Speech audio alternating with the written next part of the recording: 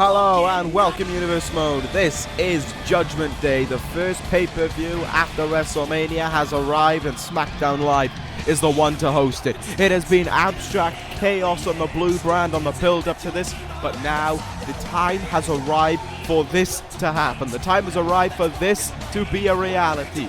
Here tonight at Judgment Day, all hell is going to break loose, make no mistake about it. But who is going to walk out with what matters? The gold.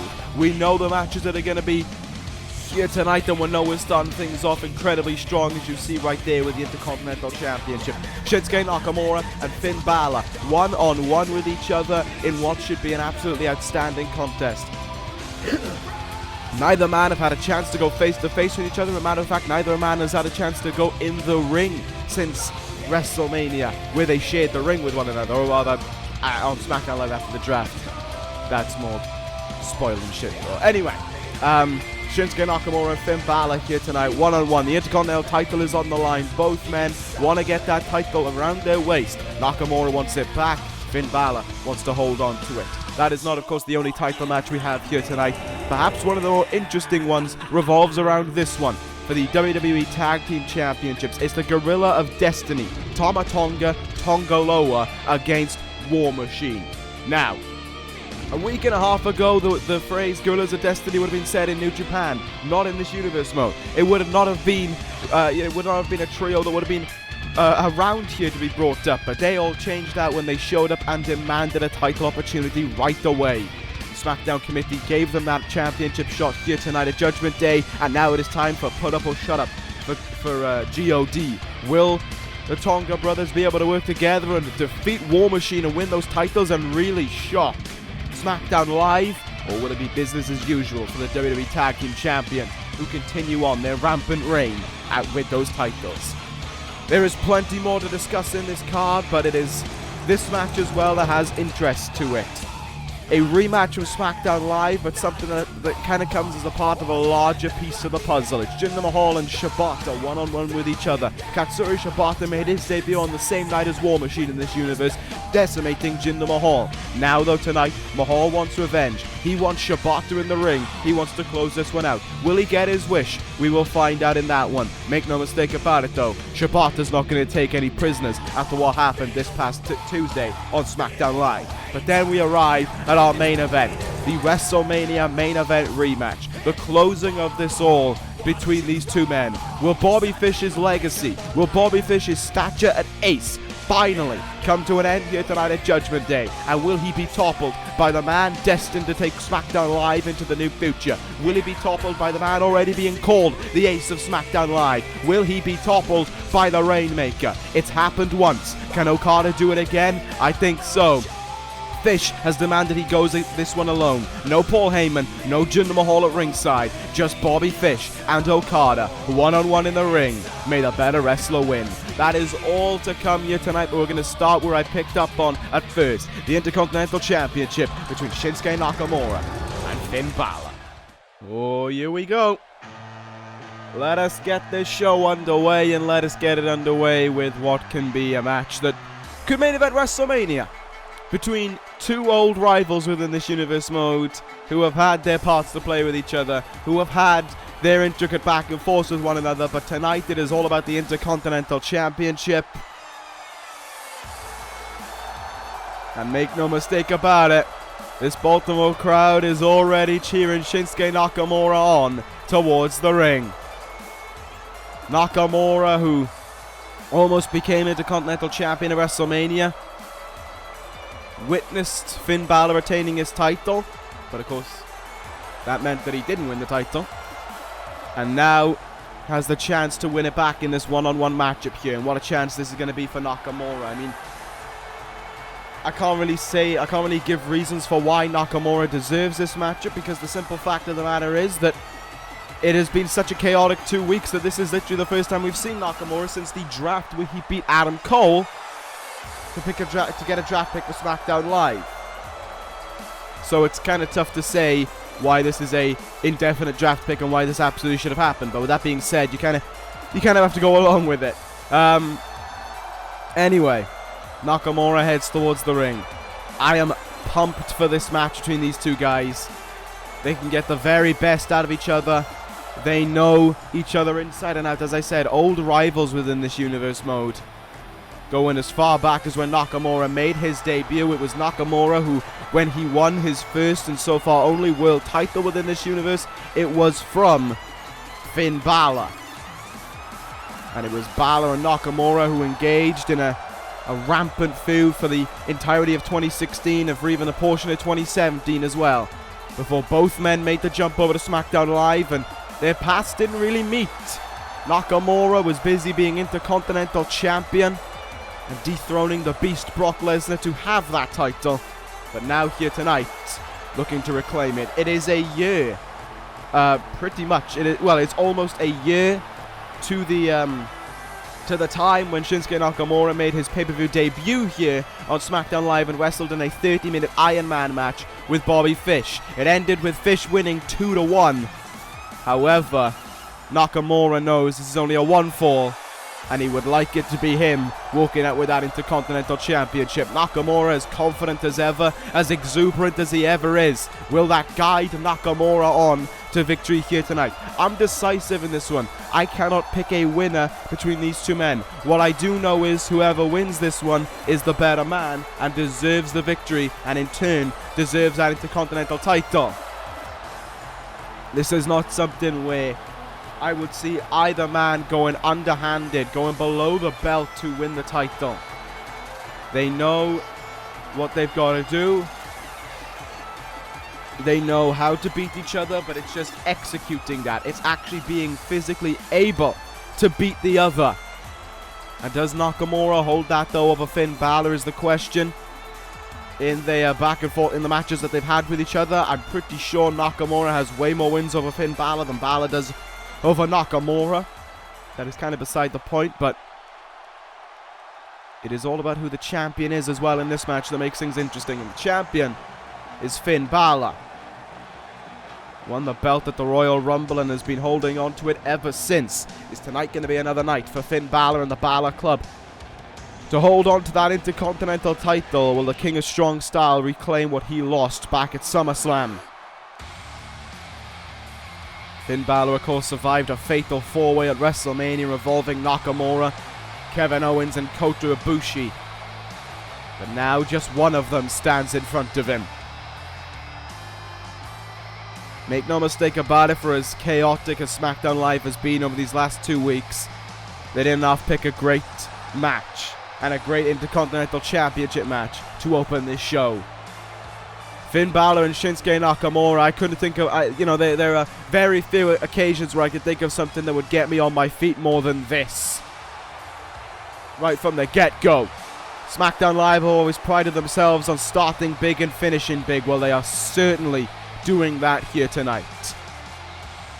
Finn Bálor hopes to retain that title once more, though, and head out still Intercontinental Champion. Like I said, I can't pick a winner between these two guys.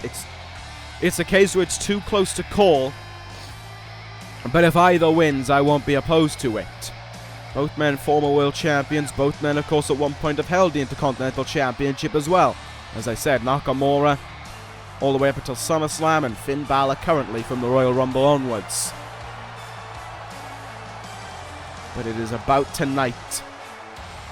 Between these two men, it is about the Intercontinental Championship. It is about walking out of Judgment Day with that title. The crowd, as you can see, is divisive between these two men as can be, and that's not a surprise. They're basically on both their sides, and that's not a surprise. They sung along to Nakamura's theme and they put their hands up in the air with Finn Bálor. I genuinely think this may also be one of those occasions where the crowd won't pick a winner because they can't. So, with that being said, I look forward to seeing how this one goes. Judgment Day is about to begin, and what a way for it to start. We've seen great Intercontinental Championship matches on SmackDown Live pay-per-views, the likes of, most of them to be fair, revolving around these two men. Finn Bálor and Brock Lesnar. Shinsuke Nakamura and Brock Lesnar. Shinsuke Nakamura and Kenny Omega. all spring to the mind right away when thinking of the Intercontinental Championship and SmackDown Live pay-per-views. Well, this one is going to be one for the record books, and I think this one could be the one to eclipse the rest, even Nakamura and Brock Lesnar, which was such a strong match that it main evented the Great American Bash back last July. These two men are prepared and ready for this one, and I think so are we. We are about as ready as we'll ever be for what could be, if SmackDown Live is any indicator over these last 2 weeks, we are in for a chaotic night here tonight. And what a way to start things off. The referee holds up that title, and we are about ready to go. Nakamura versus Bálor. The Intercontinental Championship is on the line. Judgment Day is underway between these two men. Let's see how they start things off. Side headlock there by Shinsuke Nakamura now, trying to get the best of Finn Bálor in the early stages. Bálor, though, just able to easily push him away there. Off the ropes he goes. Duck under there by Finn Bálor. Leapfrog as well. And Finn Bálor hits first with a sling blade. Bálor, though, allows Nakamura to get up to his feet. Good showing of respect there. And both men again engage in a collar and elbow tie-up here. Nakamura just trying to shake Bálor around. Like I said, there's not much personal between these two men going on. But what you can say about these two men is they know what it takes to be a great wrestler. They know what it takes to be a champion. And that's what this match is about more than anything else. Being the champion. While there may not be that much going on between these two guys in the mind games or anything like that, there is a lot going on the line in terms of respect and tradition. As well as Nakamura hits the landslide there. Two big signature moves coming out by both men early on. Be interesting to see how this develops. This thing goes on in this matchup. Finn Bálor, Irish whip up and over the top rope. There goes Shinsuke Nakamura. Bálor looking to bring him back in the ring. Good counter there by Nakamura, though. And again, he connects with a hard kick in the back. Very much so. Liking the way this one's starting off here. Both men with the feeling out process. As I said, you know, they've faced each other before, but you can never be too comfortable. What a landing there by Finn Bálor. I don't think Nakamura was prepared for that, and that could be Finn Bálor's opportunity to take advantage. Pele kick! And the challenger goes down early on here. This is Finn Bálor's window of opportunity to take action. Double knee face buster. And into an early cover here goes the Intercontinental Champion, the leader of Bálor Club. Gets a 1 count. We saw the Demon come out to play at WrestleMania. Here tonight, as we can see, it is only the regular Finn Bálor who has made his way out. Oh, what a kick in the face there by Nakamura, though. King of strong style. Leaving nothing to pass. And using his strikes while Bálor has relied on his speed so far in this matchup. Good work there by Bálor to get himself out of that, and that is exactly what Finn Bálor needed to do. Go after the legs of Nakamura, take away his strongest asset. And the crowd here in Baltimore has decided that temporarily they're siding with Finn Bálor. Strong stuff here so far by Finn Bálor now as he really hones in on the legs of Shinsuke Nakamura for a minute. Downward spiral, Nakamura goes down. Finn Bálor will jump into another early cover here. And again, Nakamura just letting him know, you're going to need way more than that to put me away. Hard elbow in the face there by Shinsuke Nakamura, and an STO will drive Finn Bálor down in the mat. The way Nakamura just grips onto Finn Bálor there, that's kind of the difference in styles. That strong style, of course, that Nakamura is synonymous with. You're out there to hurt your opponent, and you're out there to be a little bit careless as well, but you're also out there to show great respect while you hurt your opponent. Counters by both sides here. Hard forearm shot. Nakamura going to look for that exploder. Finn Bálor sticks the landing, though. That ruined whatever Nakamura had in store, but Finn Bálor was unable to capitalize. I think it was a surprise for Bálor that he countered it. And he struggled to find that opportunity to continue to go after Nakamura following it. Hard knee in the face though by Finn Balor now, and the cogs really need to start getting turned in both sides. Someone needs to take strong control in this matchup, and that could have been the move to secure it. Fireman's carry, Pele kick by Finn Balor. He's lighting up Nakamura. Irish whip into the turnbuckle. You already know what is in store for Nakamura if he can't move. Big shotgun drop kick into the turnbuckle. Balor leaps over Nakamura, leaps to the top rope, and lies in wait. Coup de grace! Nakamura, though, moved out of the way of it. And hangs Finn Balor out to dry. Nakamura may have played Finn Balor for possum there a second. May have played Finn Balor for a fool, just to make sure he could get out of that one relatively easy. That was smart by Nakamura, I'll say that. Nakamura now close to Finn Balor, but calling him to his feet. The knee from the second rope. Oh, okay, puberty. The knee from the second rope by Nakamura could have Balor in a world of trouble. Balor sticks another landing. Balor in for a sling blade. And this time, Balor pushes himself to the top rope again. Does he see a window? No, he doesn't go for coup de grace. Hits a frog splash, though, into the cover. And still, Nakamura's powering at as early as one. What a match we are witnessing between these two men. Still as back as forth as ever. Nakamura! Kinshasa! Finn Balor had no defense for that one. The knee drilling Finn Balor in the face, and could result in a brand new Intercontinental Champion being crowned at Judgment Day. In for the count. 1, 2. Oh, Balor kicked out at 2.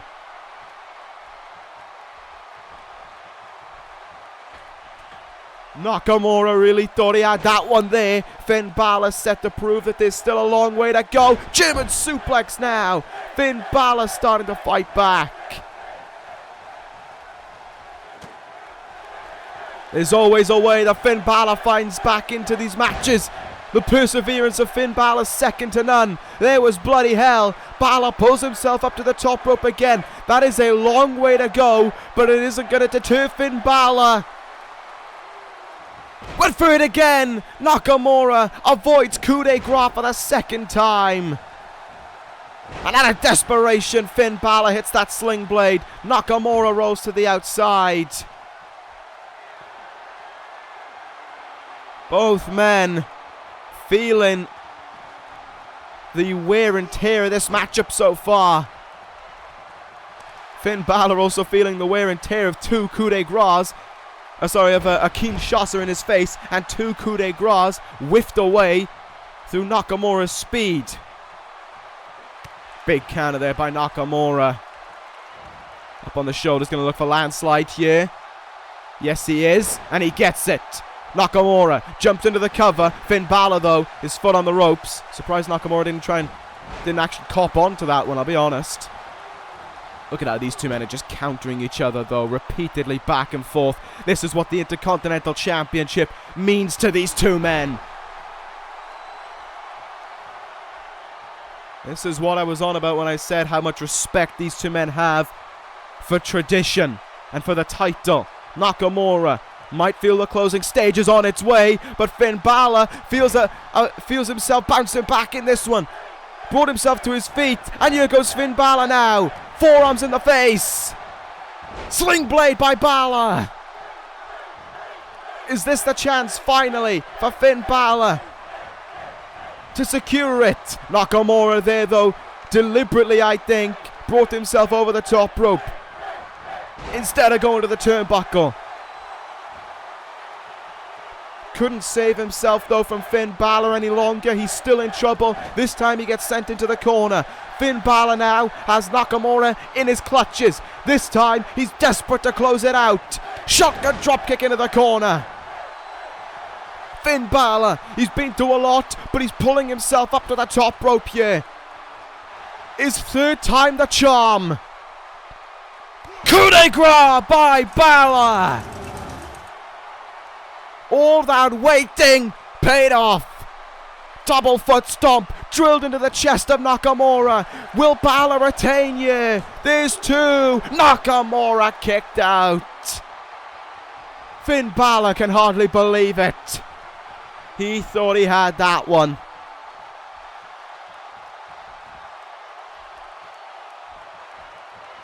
And this one, as a result of that, continues on. Both men have drained one another. Both men have taken so much out of the other to be victorious here.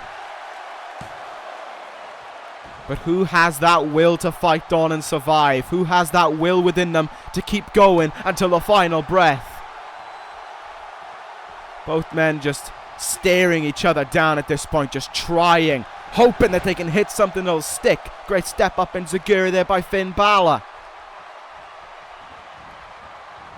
Sends Nakamura into the turnbuckle, but gets hit with a hard elbow in his face for his troubles. Saito suplex there. Sent Bálor flying on his way. But again, Finn Bálor just refusing to stay down. Goes after the legs once again here of Shinsuke Nakamura. Trying to take as much power as he can out of that Kinshasa. He knows if that gets hit, this one is probably over for him. And the Intercontinental Championship is going the way of Shinsuke Nakamura. Finn Bálor, though, sacrificing it all. What a dropkick in the side of the head there by Finn. Jumps into the cover now, hoping to put away Nakamura here. There's two, and Nakamura still powers out. What a way this has been to kick off Judgment Day thus far. These two men sacrificing everything, and Bálor hits the outside. This one could get ugly in a hurry.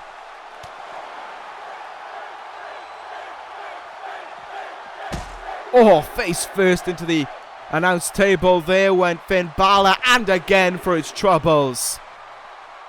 Stumbling and staggering there, and what a kick by Nakamura. Count up to 5 here. I don't think either of these men would want this match to end in count out, would they? Uh-oh. Oh, Finn Bálor face first into the ring pole. But he sends them both back into the ring. Interesting from Finn Bálor there, and Bálor going to look to fly here. Drop kick, and he nailed it on Nakamura.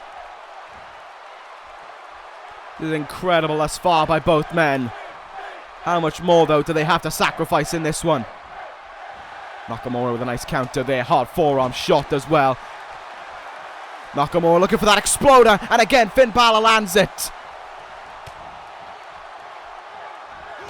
Perhaps hoping for a little too much there. Nakamura tried to put this one away, but just couldn't. Finn Bálor persevering just a little too much for Finn Bálor's for his own liking. How much more can these two men give? Another hard counter by Nakamura. Nakamura and Bálor still squaring. Oh my God, Dolph Ziggler! What the hell is Dolph Ziggler doing here? Ziggler hasn't been seen since Armageddon, and that was on the Raw brand, no less. Dolph Ziggler just destroyed and just flattened Shinsuke Nakamura and Finn Bálor. I don't even know what to make of this. Dolph Ziggler has not been seen since Armageddon, and he's here tonight at Judgment Day, and he's attacking Shinsuke Nakamura. Finn Bálor's out on the outside. He's none the wiser either. Nakamura. Oh, Nakamura counters a super kick. Nakamura going to try and fight back here against Ziggler. Ziggler, though, proving that ineffective. And just laying into the former world champion now. I cannot believe this has happened. I do not know what to make of what we're seeing here tonight. It was all going so well. We were in for a great title match, and Ziggler played spoiler on it. Ziggler not only there with another famouser, but now zigzag to Nakamura. The king of strong style falls to the zigzag. Dolph Ziggler has left his mark on Nakamura. I cannot believe what I'm witnessing. And now Ziggler's turned his attention to the outside and to the Intercontinental Champion. Smashing a chair into Finn Bálor. I have no idea what the reasoning is for this. I have no idea what brought this about. I still don't even know what Dolph Ziggler's doing here. But he has made a beeline for Shinsuke Nakamura and for the Intercontinental Champion. I don't even think he's contracted to be on SmackDown Live, but Ziggler is here and he's taking no prisoners. A chair shot right across the head there of Finn Bálor, and a zigzag on the outside to make matters even worse.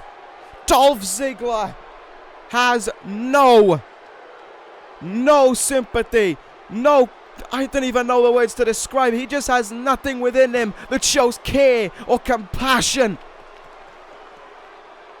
This is, like I said, I am beyond speechless as to what I am seeing. Bálor trying to fight back, but floored once again with a shot, drilling him in the skull.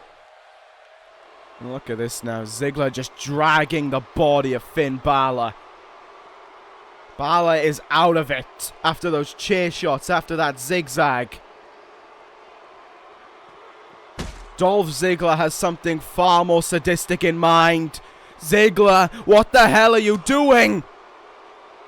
Dolph Ziggler has completely lost all sense of purpose, all sense of what it means to... Oh my God!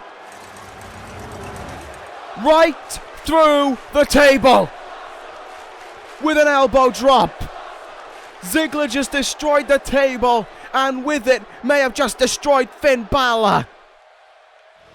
And look at what he has in his hands now. Ziggler has just grabbed the Intercontinental Championship from ringside and holds it up in the air. Make no mistake about it, he's not the champion here tonight, but Dolph Ziggler has shown what he may have his sights on. The chaos has continued on SmackDown Live and strewn over to Judgment Day. Dolph Ziggler ends this match standing on top. Chaos isn't even the right word to describe it anymore. Finn Bálor remains Intercontinental Champion, but it's Dolph Ziggler who everyone will be talking about heading out of this matchup. I am as shocked as the rest of you. I don't know where we go from there, but it's time to move on to our next contest anyway. Answers will be needed on SmackDown Live after what we just seen. Not required, needed. Actually, that's the same thing. We need to find out what the hell just happened here tonight. After 4 months away, Dolph Ziggler's back, and he's on SmackDown Live. I am shocked. But, like I said, answers will be needed on SmackDown Live. That's for certain. But we're going to move on. Somehow we're going to move on from that to our next contest. It is Jeff Hardy against Chris Sabin here one-on-one. This has come about due to the fact that the D.C.C made their SmackDown Live debut just as Jeff Hardy was closing in on defeating Sheamus. And all of a sudden, the lights went out, the graphic came up, the D.C.C were on SmackDown Live. They attacked Jeff Hardy with Chris...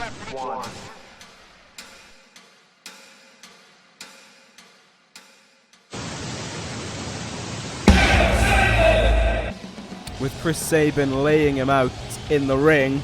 And here come the D.C.C now. Now I know, if you've been a fan of this universe for a little while, you will remember that there used to be a different man standing next to Sabin and Daniels. Yes, Bram is no longer. Chris Sabin, upon the debut of the D.C.C, made sure to make that apparent. He said that Bram was gone. Bram was no more. Replacing him, Kane. He flattened Bram. Did Kane 1 week, and then the next so did Chris Sabin. And now we move on to this matchup here tonight. The D.C.C make their SmackDown Live pay-per-view debut, and they all look to hail Sabin, Daniels, Sabin, and Kane.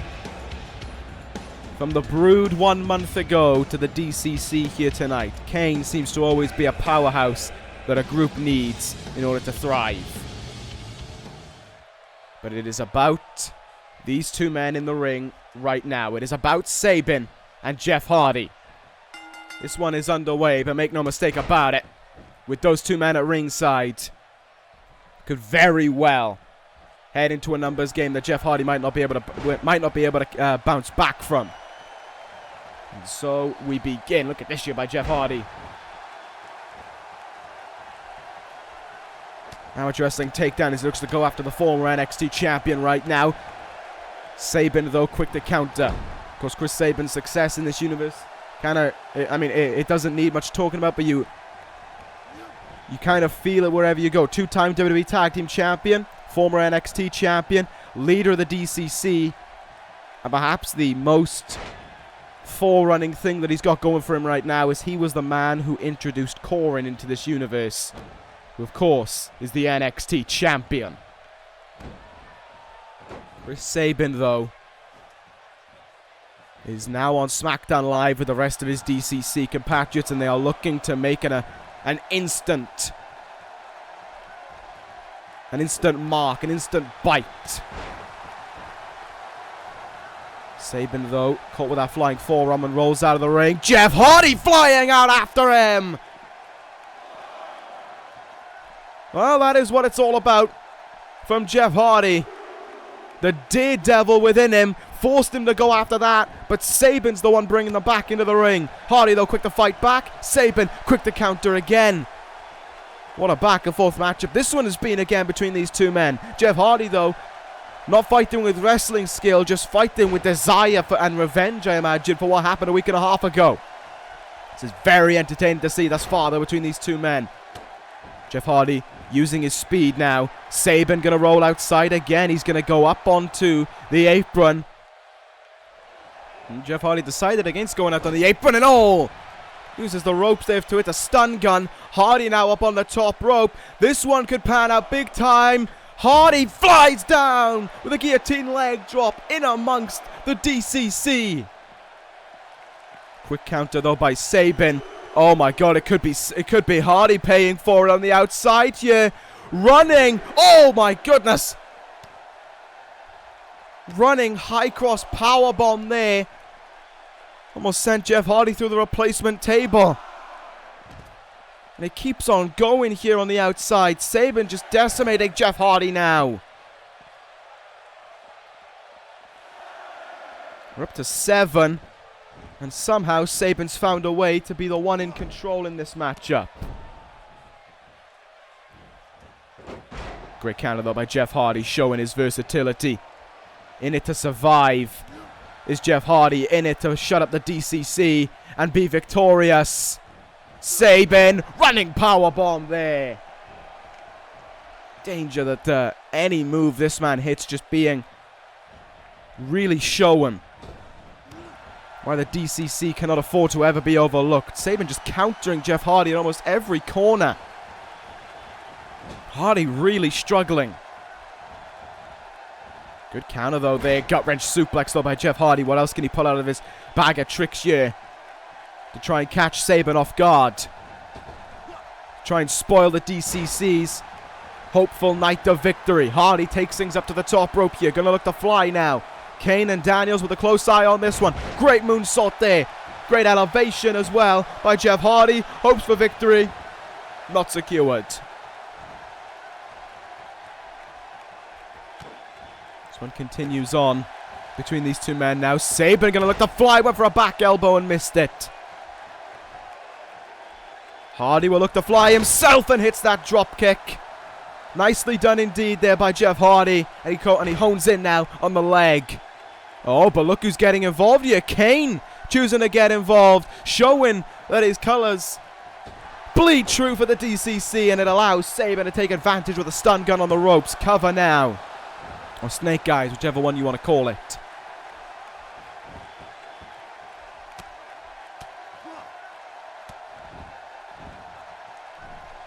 Chris Sabin, though, has been methodical in many ways in his breakdown of Jeff Hardy.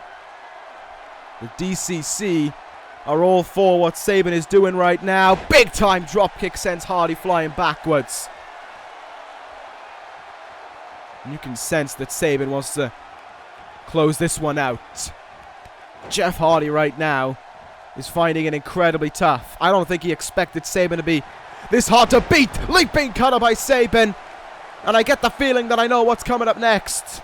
If Jeff Hardy isn't quick, if Jeff Hardy can't fight back, he may fall susceptible to it. Oh, what a knee in the face there by Sabin, though. Chris Sabin has not looked for it yet. Chris Sabin may look for it now. He might have been thinking there to go for the cradle shock to close it out. But Hardy made him pay for it, and in D.C.C territory is swinging punches down onto the leader of the faction. Oh, but Daniels gets himself involved now to try and help his leader out, to try and help out Chris Sabin here, but it only brought him up to one knee. Hardy now looking to try and shut them up. Roll up here on Sabin, but wow, what an early kick out there it was by Chris Sabin. Elbow caught him right in the jaw there. Sabin, though, able to reverse him again. Jeff Hardy just cannot fight back right now, no matter how much he wants to. Every little bit of fight he gets within him, Chris Sabin does a great job of stopping it.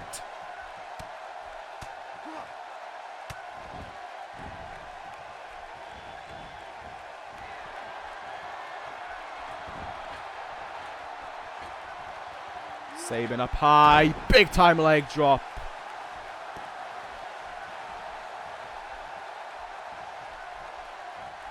You just see the fight kind of eking out of Jeff Hardy with everything that goes on. For as much as we know Jeff Hardy for his heart and perseverance, he is really struggling to contend in this one. Sabin stumbles around and gets caught with that moonsault, and once again Daniels getting himself involved. The referee really needs to get a handle on the D.C.C, but you see in the background that Sabin just can't bring himself up to his feet in time. But it has denied Jeff Hardy the chance to look for a swanton bomb counter. Oh, speaking of bombs, it's going to be that running high cross again, planting Jeff Hardy into the mat. That may have turned the tides there. Sabin demanding him up to his feet. He flies, leaping clothesline. Didn't get all of it. Enough to force Hardy down, though. Oh my god, now we're going to see the strength out of Sabin. He has looked dominant throughout this matchup, but has just failed to find the finishing piece to put away Jeff Hardy. I spoke too soon. I think this is going to be it. Sabin with Hardy up on his shoulders. Cradle shock. 1, 2, 3. Sabin wins, and the D.C.C's impact has now been felt.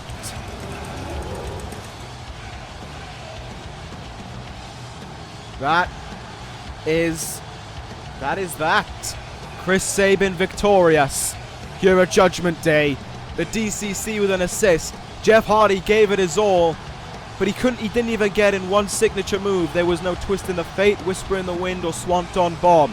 Hardy couldn't get anything in. Is that down to the D.C.C? I have an amount of it, yes. However, there was also a lot that was down to just Chris Sabin being too much to handle here tonight. Sabin, your winner. SmackDown Live better keep their wits about them, because the D.C.C may be hunting more very soon. But speaking of hunting, we have another trio that are hunting titles. They have a chance to go after 2 titles here tonight, but they definitely have a chance to secure 1 title here tonight. And that is up next. It is the WWE Tag Team titles. It is War Machine defending against the Gorillas of Destiny. Well, here we go. This is time. This is put up or shut up time for these men. The Gorillas of Destiny are on their way towards the ring. And much the same, it seems, as how they did on SmackDown Live, they will come through the crowd. There you see them. That man is in action later on tonight. Bad luck Fale, but it is about the Tonga brothers. Tama Tonga and Tonga Loa look to become WWE Tag Team Champions here tonight. They made an emphatic debut. They just showed up out of the blue and said it is about the Gorillas of Destiny. We of course know them as being a part of the New Japan version of the Bullet Club. Well, they put it simply, fuck the Bullet Club. It's about the Gorillas of Destiny now. And here tonight we see if Tama Tonga and Tonga Loa will become the new WWE Tag Team Champions. If they can truly cause one of the biggest shocks SmackDown Live will have felt in some time. But of course, if they want to do that, they've got to go past this team. They have got to take the titles away from this team. Can they remove the titles from the waist of War Machine? One of the most destructive tag teams we've seen in this universe. One of the most difficult tag teams we've ever seen in this universe to get past. How can the Guerrillas of Destiny overcome War Machine? There's no kind of shock value that they can use. They're here. War Machine know they are here. War Machine are tougher than Tama Tonga and Tonga Loa, and I don't mean that in the sense of just I think that. Look at them. Look at the Tonga brothers. Yes, they are Samoans, so naturally they are going to have some hard-hitting heritage to them. But look at Hansen. Look at Tama Tonga. You know which one is stronger. But which one will sacrifice more for victory? That one's probably going to be the Guerrillas of Destiny. You see Bad Luck Fale at ringside as well. He's in that 6-man battle royal later on tonight. But here tonight he could well be lending a helping hand to Tama Tonga and Tonga Loa. The Guerrillas of Destiny look as ready as ever to shock people. To really just completely change up what everyone thought tonight was going to be. Just to completely throw a wrench in the works of the SmackDown Live Tag Team division and take those titles away from War Machine. The Young Bucks have tried and failed. Future Shock have tried and failed. Can Guerrillas of Destiny be the ones to succeed? We are about to find out about that one. I can certainly say one thing is for sure. I am very, very interested in this one. Because it is not just the titles that War Machine have on their back, but rather SmackDown Live as a whole in many ways. No pressure in that regard, but they've got an awful lot riding on their shoulders here tonight. And we'll see if they can pull it off. It's going to be Tama Tonga starting things off here against Hansen. This is the first time we will see the Guerrillas of Destiny in action. How do they square off in this universe? How do they make their presence felt in this universe? That is what we are here to find out right now. Hansen getting a lot of strikes here. Reversed in the early goings. Tama Tonga thinking tactically. Was hoping to get something. Trying to take away the big legs of Hansen. And instead just got absolutely flattened with a hard lariat. Into the turnbuckle already. And the tag is made there. In comes Raymond Rowe now early on. War Machine are powering into this one.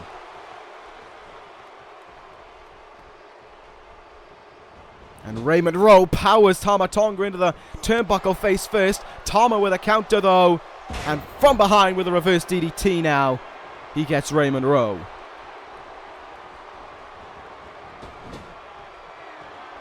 And the tag with that can be made. Tama Tonga holding Raymond Rowe back. And a leaping forearm by Tonga Loa in the turnbuckle. And let's see where this one leads to from here now. Tonga Loa, the legal man in this matchup. We're going to try and get the better of War Machine. Try and get the better of, and I don't mean this in a disrespectful way either, the weaker man of War Machine. It's just a fact. Raymond Rowe weighs about 340 pounds. Hansen weighs about 300, what did I say? Yeah, I can't remember what I was saying. I think I said Raymond Rowe is about 270. Hansen's 320, thereabouts. They're trying to get the advantage of him and trying to stop Hansen for being in this one. Raymond Rowe, hard boot in the face. German suplex to Tonga Loa. That one's going to hurt you. Look at the strength now of Raymond Rowe to hit that gut wrench suplex right in front of his brother.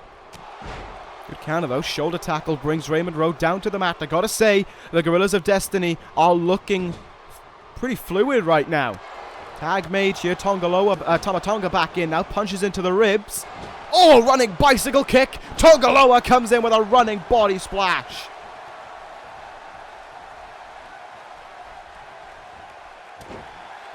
Certainly a flurry of tag team offense is what is leading Guerrillas of Destiny through this matchup.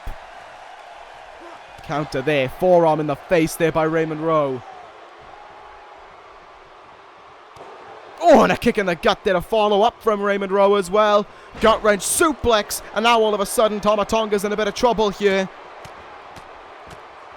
This was pull up or shut up for the Gorillas of Destiny. And it certainly can be said that War Machine are doing everything in their power to really shut them up. Dragging him towards War Machine's corner. And here we go. Hansen's back in this one. The big man looking to make his impact felt there with that wasteland. Hard punch just drilled Tama Tonga in the face. War Machine are in control. And this may well be a good thing for this matchup. Tama with a reversal. Chop to the chest there. And always able to clothesline Hansen to the outside. But Tama Tonga ain't going to give up that easily on this opportunity. But Hansen makes him aware that he can't stay in control. Oh, good God. Hansen going up to the top rope. Tama Tonga in huge trouble there. Able to move out of the way, though. Throw him back into the turnbuckle. Tag his brother back in here. Yet more tag team offense. Into the leg of Hansen. Oh. Like the ultimate chicken leg there just got connected with. And now look at the strength of Tonga Loa. Fall away slam to the 300+ pounder. And denying the chance for Raymond Rowe to get in this one. Running shoulder tackle. And an elbow drop, but Hansen moves out of the way of it. Tonga Loa has certainly asserted himself as more of the powerhouse. Oh, he couldn't stop that one, though. Raymond Rowe, the legal man, but a shoulder tackle. Drives him down into the mat and drives the Gorillas of Destiny back into control here. Tonga Loa was looking for some kind of slam. It was countered. Ducks under there. Collisions between the two now. Shoulder tackle there. Tonga Loa forcing himself up to his feet as quickly as he can. But only to get drilled right back down. Elbow into the knee now. Uh-oh. This could be big. Hansen. Look at the strength. Belly to belly. No. Denied. Tonga Loa countered it. And Tonga Loa now. Going to use his strength. Drill him down. Onto the chin, no less. Right on that chair. His head got spiked. And oh, the Gorillas of Destiny thought that was enough.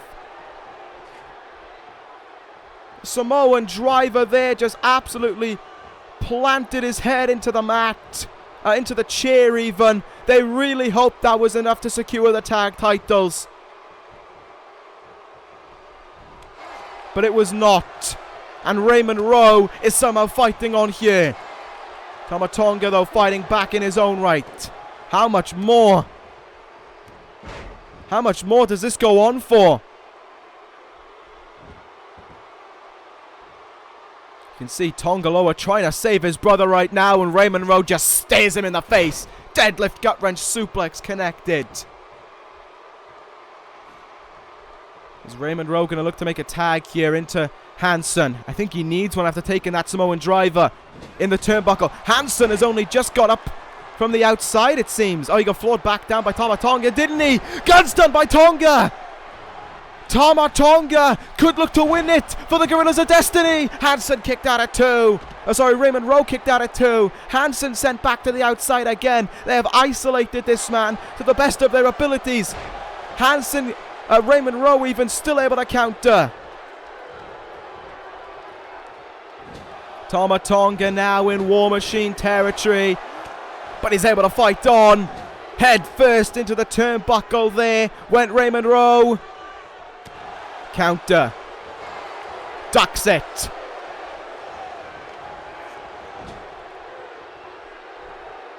Uh-oh. This could be worrying. Raymond Rowe with all the strength he has left in him. He's been isolated for a long time in this matchup. Hangs him up in the tree of woe. Gets a knee in the face for his troubles, though. Gut wrench suplex, though, connected with it. And look at that. That shows that Raymond Rowe, the wear and tear he's taken, will allow Tonga Loa to get back in this one. And now the lariats are coming out to play. Big boot there.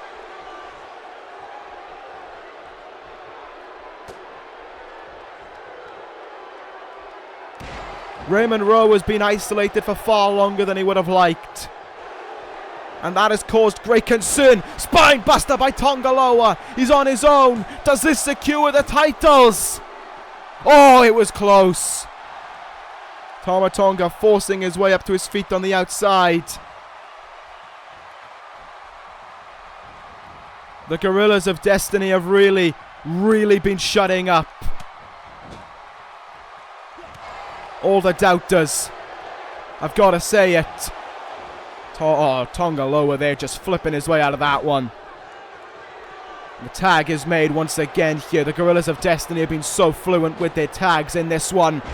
Double flapjack to Raymond Rowe. Hansen begging for that tag, but it ain't on its way. Tama Tonga doing his best to deny it. Super kick in the gut. Short arm clothesline. You just see just trying to stop him every chance they get. Stopping Raymond Rowe, making that tag into Hansen. Because they know if that tag is made, the foundation of this match changes.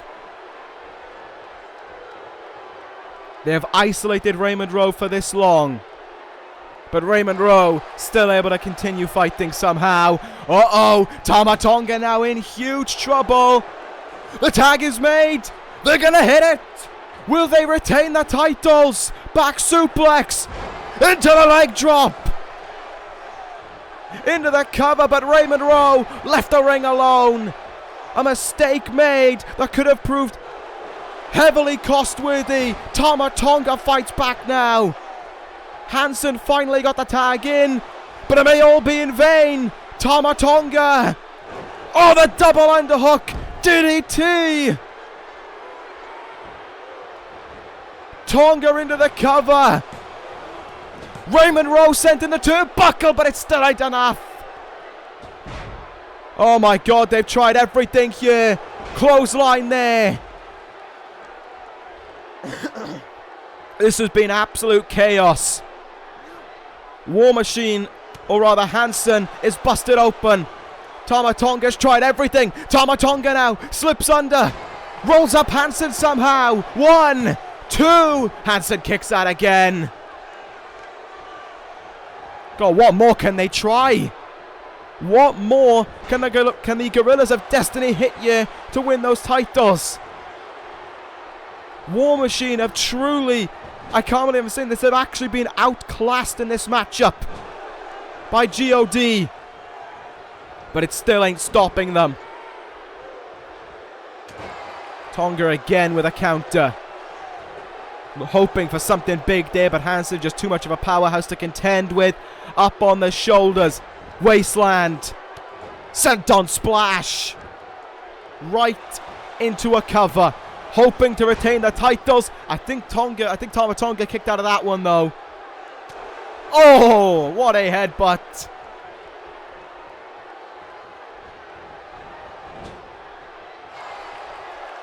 Oh no. Oh, this is worrying. This is worrying. Oh, but look at that. In for the rescue there came Tonga Loa. And Tama Tonga able to counter out of it this time. Hard chop. Drilling him right in the chest. Does either team have it in them to look for victory here? Tonga Loa extended the arm out and he gets the tag in. He wants to be the one to end it. He's going to drill his head into the mat with a Samoan driver. Oh, and he drilled it. And with the blood that already gushes down the face of Hansen, this could be enough. There's the count. The Gorillas of Destiny have done it. G.O.D. the Tag Team Champions. Oh my God. This just actually happened. The Gorillas of Destiny just won the WWE Tag Team titles. They have shocked Baltimore. They have shocked SmackDown Live. They have shocked Judgment Day. They have shocked everything there is to surprise. War Machine were outclassed in that one. The Gorillas of Destiny are the WWE Tag Team Champions. Take a moment to digest that. A team not even on SmackDown Live, not even contracted to SmackDown Live, are the Tag Team Champions. Where the hell do we go from here? Oh my god, I don't even know. I don't know what to say. I don't know what to say about that, but we're definitely going to have to... We're definitely going to be in for a surprise in that regard, but we're definitely going to have to move on as well to our next contest. We just saw 2/3 of Gorillas of Destiny pull off a huge shock. Now can the other third? Because it's time for a 6-man battle royal. The winner becomes the #1 contender for the Intercontinental Championship. It is between John Cena, Randy Orton, AJ Styles, Kevin Owens, Cody Rhodes, and Bad Luck Fale. It's up next, but oh my god, we have new tag team champions. So let's see how this one goes. New WWE Tag Team Champions. Who would have thought it? A real surprise, it has to be said. But we move on. We look to this matchup now to determine who will face Finn Bálor at a later date for the Intercontinental Championship. Who will become the #1 contender for that title? It was a chaotic outcome for that Intercontinental title. I mean, Shinsuke Nakamura may still be deserving of a rematch. Dolph Ziggler showed up out of the blue. Finn Bálor still holds on to the Intercontinental Championship, so there has to be a #1 contender found out. And we are about to find out who it's going to be out of these 6 men. You see there, John Cena made his statement shown that he is SmackDown Live through and through with his victory in a battle royal on Monday Night Raw, securing 2 draft picks for the blue brand. And now John Cena wants to continue on his time here on SmackDown Live by going after the Intercontinental Championship. Been a rocky road for Cena over the last good year, I'd say. And now he looks to truly return to some kind of grace and win a title as well for the first time in this universe. Cena has tried for a very long time to be a champion. He's fallen short on more than one occasion. But maybe this can be the one that can help him get to a title. But this man would also like his hands on a title. Back on SmackDown Live is Randy Orton. Pretty much held in contempt on Raw. Did absolutely nothing of note, despite going there at the pinnacle and the peak, I would argue, of his legacy, of his namesake. Like, Randy Orton was there and everyone knew who he was. Everyone knew what Randy Orton was about. He had just turned on Kyle O'Reilly and finished Evolution. And now Orton has got to try and get himself back up to that point in his career. Orton's got to try and push himself back up to that peak where he once was held at. It's a long road to get there for Randy Orton. So the big question, of course, is can he? Well, it could all start here tonight with a victory in this Battle Royal, with a match against Finn Bálor down the line, and with a second Intercontinental Championship reign under his belt. Would that happen, though? Would that happen for Randy Orton? Already a Grand Slam champion within this universe, Randy Orton would like another title around his waist.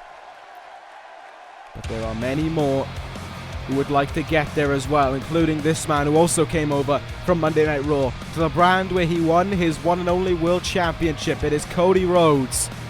You can hear that he has changed up his theme a little bit, apparently. No longer is it the old theme that we know him from. Sounding like a little bit different now, but still the same Cody Rhodes as he comes towards the ring here for this one. He seems amped up and ready to go. He was inches away from becoming United States Champion on Monday Night Raw for the second time. He was a great United States Champion, I will say that as well. But now here on SmackDown Live, can he become the Intercontinental Champion? That is the big question, I think, that he has to be running through his mind. Can he pull it off? Maybe so. I know he would certainly love to have that title around his waist. It's just getting it. But here's a man who was one of the biggest changes in the draft, it has to be said. A man who I have already said that despite our differences on ECW, I would like him back. But he had done all he could have done on that brand, on our brand. Now here on SmackDown Live, AJ Styles looked to cement his claim right away towards that Intercontinental Championship. Will that happen though for the Phenomenal One here tonight? He's the only one out of these 6 who's had a match post-WrestleMania that wasn't a draft match. And it was against The Miz on this past SmackDown Live. He was victorious, albeit a little bit rocky in his performance. Wasn't exactly the best. Did get shaken up a little bit. Almost got struck with a skull-crushing finale from The Miz. But he still looked like there was still certainly ailments that showed AJ Styles to be the Phenomenal One that we know him to be. Can he use that here tonight to become #1 contender for Finn Balor's Intercontinental Championship? Just think about that down the line. Finn Balor, AJ Styles, one-on-one, Intercontinental title. Yes, please. Signed, sealed, delivered. Thank you very much. However, it is getting to there that AJ Styles has to do. There are 4 men in this matchup so far. 2 men left to make their way out. And here comes one of them. A man who has absolutely, without a shadow of a doubt, become the most detested man on SmackDown Live. Kevin Owens. Didn't go in the draft, but absolutely hated by everyone. That is something that certainly rings true. Kevin Owens heads down towards the ring here. He almost became Intercontinental Champion at WrestleMania as well. He believes, I imagine if it's knowing Kevin Owens, he believes he should have had that match against Finn Balor, not Shinsuke Nakamura. If that were the case, would we have still seen a Dolph Ziggler interference? We don't know. I mean, I'm not trying to say there's collusion between Kevin Owens and Ziggler. I'm just trying to put something together with what we saw earlier on tonight. Kevin Owens, though, is ready here tonight to try and become #1 contender again. And to get his hands on Finn Balor again. Let's not remember it was a few months ago where Kevin Owens took Finn Balor out of this universe. But here comes the last man out. He just witnessed his men, his brothers essentially, his family become WWE Tag Team Champions. Can the same happen here for Bad Luck Fale? Is he about to get his hands on Finn Balor? Fale is certainly the biggest man in this matchup and may well be the toughest man to get out of this match as well. All about making that happen for Bad Luck Fale though. There is still an element of shock when you see a member of the Guerrillas of Destiny because of what we literally just saw. Like 5 minutes ago. So let's see if the man who calls himself the Underboss is going to be #1 contender for that Intercontinental Championship. If it is, it's an uphill road for Finn Balor to go through to retain that Intercontinental Championship. I think it's also an uphill road for 5 other men in this Battle Royal. Do they all go for Fale at once, or do they try and just pick their own alliances, or do they just go for the nearest man they can find? That is an answer that we look to find out. It is Cody and Cena, Owens and Orton, Fale and Styles in the early stages. Let's see how this one works with everyone. Let's see how much chaos will be brewing here. AJ Styles trying to get Bad Luck Fale off his feet there. Not too much success. Cody Rhodes already in a spot of trouble. Former United States Champion will not want to go out this early, and he hangs on. There's a huge big boot meanwhile by Fale. Sent Styles way backwards. Cody Rhodes hanging in there. Fale sent over the top rope. Oh, but a big forearm keeps him in this one. Uh-oh. Another big move maybe on its way to definitely keep him in this one. Fale, powerbomb there to AJ Styles, who takes the opportunity to roll under that bottom rope to secure some safety. Orton heads over towards AJ Styles though, and Cena now with Bad Luck Fale to contend with. Owens and Cody Rhodes locking horns. Oh my goodness! Cody Rhodes just came in like a cannonball there with that drop kick, taking out everyone in front of him. Orton now going to go after bad luck Fale here. Fale, though, with a hard knee, keeps himself in this one. Big elbow as well. Nice counter there by AJ Styles in the background. Cody Rhodes teetering. Chooses to keep himself in this one, though. AJ Styles and John Cena now. Cena sent over that top rope. Look at how quickly, though, Cena just got himself right back in the ring. Rhodes now. Rhodes going after AJ Styles here in the turnbuckle. Oh, Randy Orton gone! Kevin Owens with a elimination out of nowhere there. Randy Orton sent on his way. I didn't even catch that one. Well, that is not the way that Randy Orton wanted to refire his career. Certainly has undercooked it. This is a bad start for Orton. That is not something that he wanted to contend with. Well, we're down to 5 already as this one continues on here. AJ Styles trying to get something going for himself here. Feels as if every move Styles hits, getting hit with about 3 more after it. Cena now going after Cody Rhodes. Owens and Fale swinging at each other. Look at that by Kevin Owens there. Very intricate arm trap Russian leg sweep.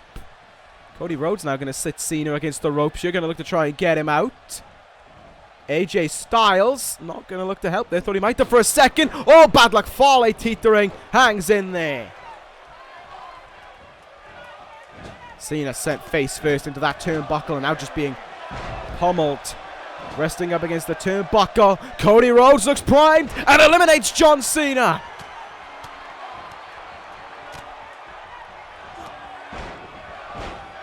Well, there we have it. Cody Rhodes has got an elimination under his belt. So too is Kevin Owens. AJ Styles wants to join that fray now. Looking to get rid of bad luck Fale by himself. Certainly a matter easier said than done, as Fale is showing by easily pushing AJ Styles back. Oh, Fale almost walked into that step up in Zaguri. They look at the strength now with Kevin Owens. Never mind, it's been reversed. Oh, Fale there, teetering from that clothesline, but not going over the top rope. You notice that. AJ Styles look for an element of surprise there in many ways. Package pile driver to Kevin Owens. How very self-aware Cody Rhodes was when he hit that. Big counter by Fale there. And a throat uppercut there will bring AJ Styles down. Oh my God, what's Fale doing? Oh, Fale just swinging AJ Styles around with brute strength from the underboss. Oh my God. Just not letting up either. Just dropped him down there. AJ Styles is going to be at the very least dizzy beyond belief. Hurricanrana there. AJ Styles able to counter Fale. Cody Rhodes perhaps in to make the save here. Rhodes looking to try to eliminate bad luck Fale by himself now. That is way easier said than done. Fale hangs in there relatively easily. Styles, meanwhile, countering Kevin Owens here.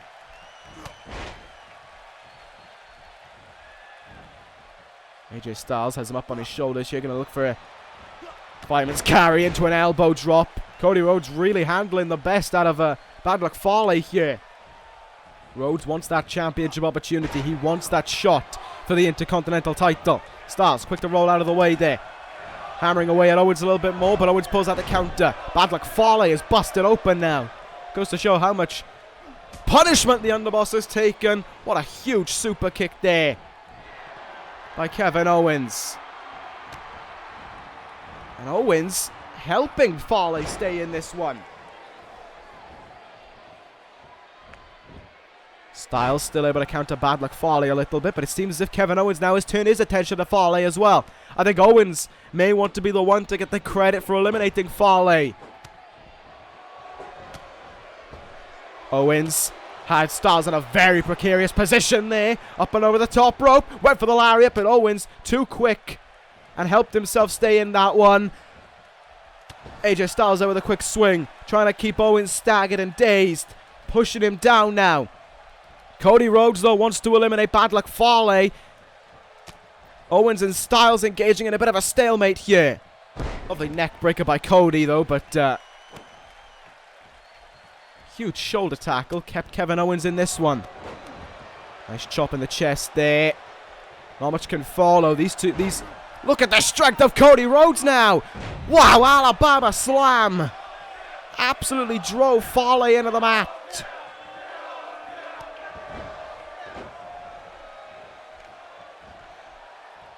Now what are the four men in this matchup going for? Owens and Fale continuing to square off. That leaves Cody and Styles. Clothesline, Cody hangs in there. Ho ho. You can see just how much this means to Cody Rhodes as he once again tries to pull himself under the bottom rope. Didn't pan out the way he wanted it to. Owens sent over that top rope. He's teetering. He's teetering way too strong. Styles couldn't get rid of him though. Cody Rhodes, super kick, and Fale hangs in there. And again Owens hangs on. Styles now, Pele kick to Owens. Fale with Rhodes in the turnbuckle. Cody in huge trouble here. The underboss has him where he wants him. Cody Rhodes is eliminated. And then there were three. Fale, Owens, and Styles in this one. Look at the assistance here between two former allies. Actually, I say that. No, that was a mistake by me. I'm confusing them with other members. Sidewalk slam there, and Fale just slumped down a little bit after it. AJ Styles still staying in this one. Bad luck Fale in it as well. Kevin Owens heavily busted open right now. Oh, God. What a punch in the gut there by Fale as he turns his attention to Kevin Owens now. Fale wants to be left alone with AJ Styles in this ring, and he's going to get his wish.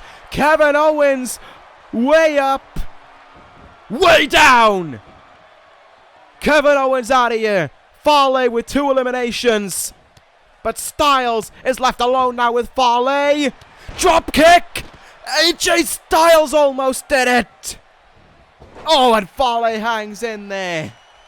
Ho ho. What a drop kick there. AJ Styles, though, is feeling it now. That was way too close. AJ Styles trying to get Fale out there just by throwing him, but Fale too big and hangs in there. Is it going to be the Gorillas of Destiny completely shocking us all here tonight? AJ Styles, what a great bit of work by him there to hang in there. In the turnbuckle with Fale, big lariat. Styles has got no one to turn to try and help him eliminate Fale, who goes over the top rope now, but hangs there. He swings at him, trying with everything he's got in him to use all of his strength to push Fale out, to get him onto the mat and to secure his shot at the IC title. Fale, though, he ain't allowing it. And he gets back in the ring here. This is risking it all. Look at the strength of Styles. Yoshigoroshi there. And he doesn't let off for a second. Lifts Fale up over the top rope. And Fale is in trouble. Neckbreaker, and he's out of here. AJ Styles as the #1 contender to the Intercontinental title. He got the best of Fale, and he showed why he is the phenomenal one. No Gorillas of Destiny shock is going to be complete, but enough of a mark left by that trio here tonight. But it is AJ Styles who will meet Finn Bálor for the Intercontinental Championship. When, we don't know. If they'll be more involved, we don't know. But what we do know for 100% fact is that AJ Styles will face Finn Bálor, or whoever the Intercontinental Champion could be. That is definitive. That is victory for AJ Styles. And well done to him indeed. He took a lot of surviving, that's for certain. Fale was running rampant in that match. He was very lucky to get him out. AJ Styles, your winner. I congratulate him. But now we're going to move on to our next matchup. One that has nothing to do with titles, nothing to do with opportunities, but just to do with grudges. Jinder Mahal, Katsuyori Shibata. These two men want to have another fight. Jinder Mahal begged for another fight. They're going to have their rematch right up next. It would be nice to have a match here tonight where I don't have to worry about some kind of shock going on for a little bit. This one is going to be... This one's personal, though.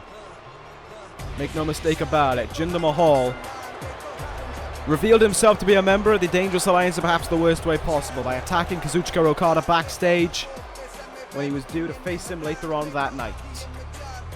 Laid him out with 2 colossus, if I remember correctly, onto the concrete flooring.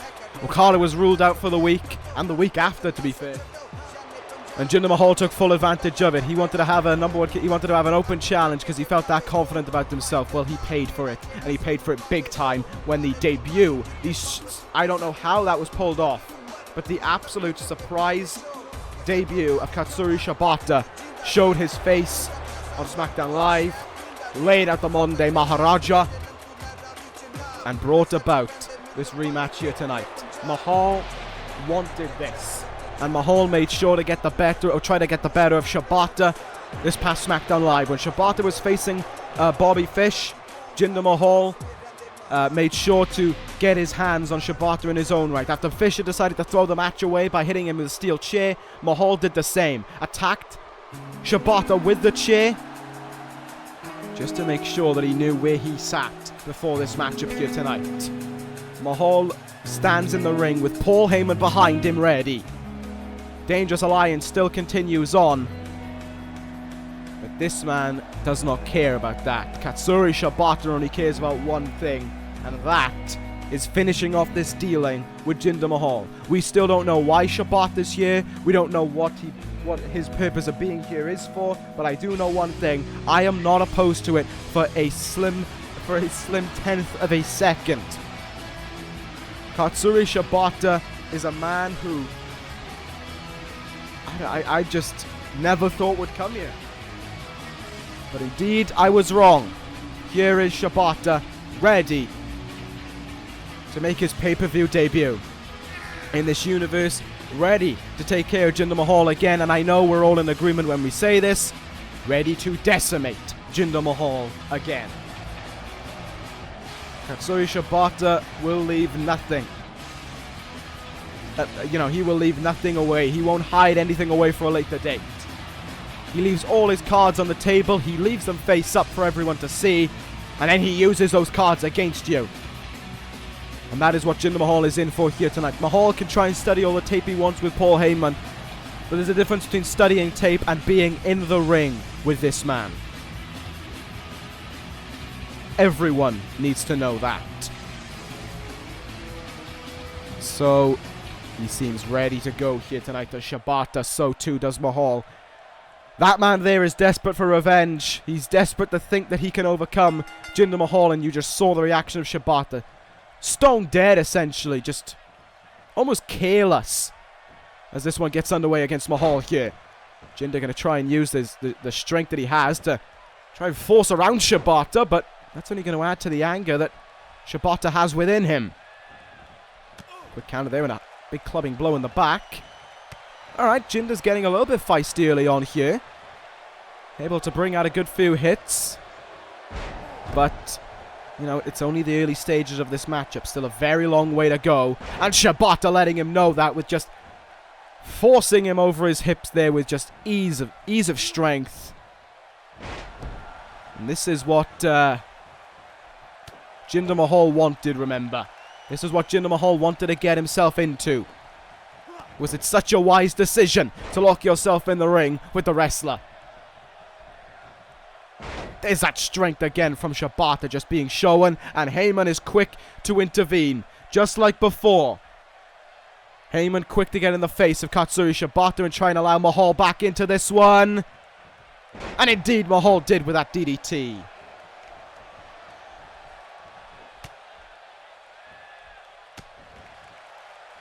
But Shibata very quick to fight back, but so too is Mahal. Kind of surprised you by how Mahal's going in the early stages. Oh, look at that, though, by Shibata. Luther's takedown and a flurry of punches just raining in after it. That was something that Mahal didn't want to endure. Jawbreaker there, though. And he's trying to go after the very, very hard head of Katsuyori Shibata. There's one move that this man can be synonymous with. It is a headbutt. Mahal going up to the second rope there, but Shibata crawled himself to the other side of the ring. And Mahal taking the opportunity to be a little bit egotistical, it seems. Oh! What a counter by Shibata. Magnificent. Fisherman suplex there by Shibata, and he'll go into the cover now. Kick out, though, at 1. And there's the involvement of Paul Heyman again. Jinder Mahal with an opportunity awaiting him here to capitalize. And indeed he will. Driving that elbow into the chest. I think that knee was in the chest as well, maybe in the jaw of Shibata. Oh, look at this here by Mahal. Relying on the ropes to try and finish off Shibata there. Kick there. Oh, look at that by Mahal. Look at the strength from the former World Heavyweight Champion. That was quite surprising, I'll admit that. Suplex now. Jinder Mahal really has used this week to his advantage. I'm surprised, I've got to say it. Mahal, look to fly. Don't try and do something you're not skilled in against Shibata. That was a huge mistake made there. And a lovely suplex by Shibata. Just right after it. Uh-oh. Oh no. STO there. But Heyman chooses to get involved again. Shibata doesn't know it. Jinder was able to get right back up to his feet. In the corner we go. A DDT though.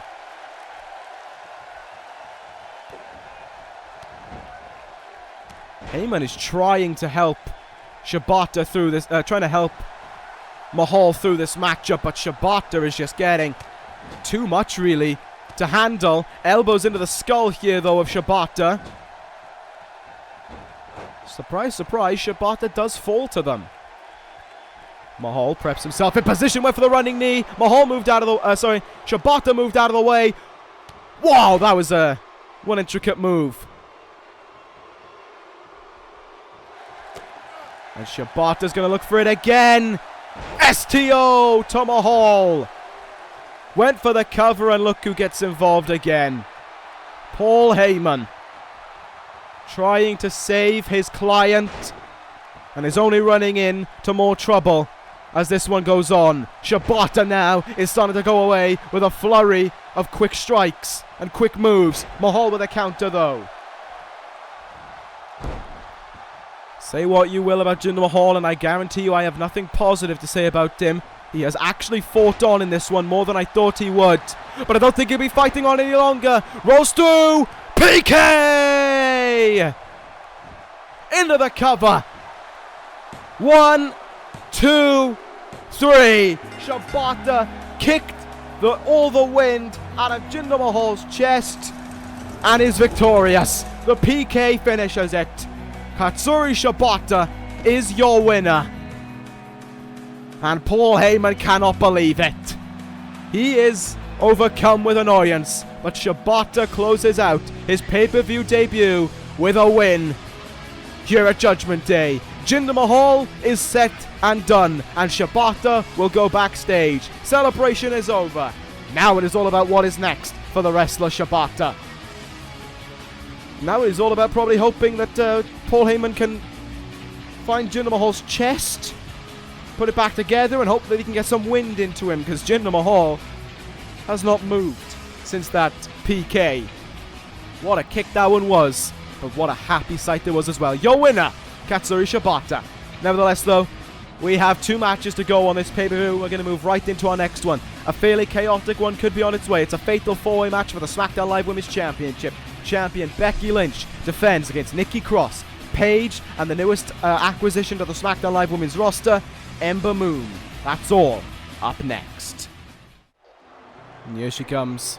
First woman out, the former SmackDown Live Women's Champion, the woman who is desperate to reclaim her title. Nikki Cross will be on her way to this ring first. Cross lost her title, of course, to Becky Lynch just before WrestleMania and would love to do nothing more than to get that title back around her waist. Make absolutely no mistake about it. That is what Cross craves and desires the most, is that title around her waist. Since Nikki Cross has been in this universe, to be fair, a title has been by her side for almost all of it. All bar 2 months has she been champion, pretty much. That was the month where she didn't have the NXT Women's Championship, when Peyton Royce was the champion before she got it back, and this past month after losing it to Becky Lynch. So,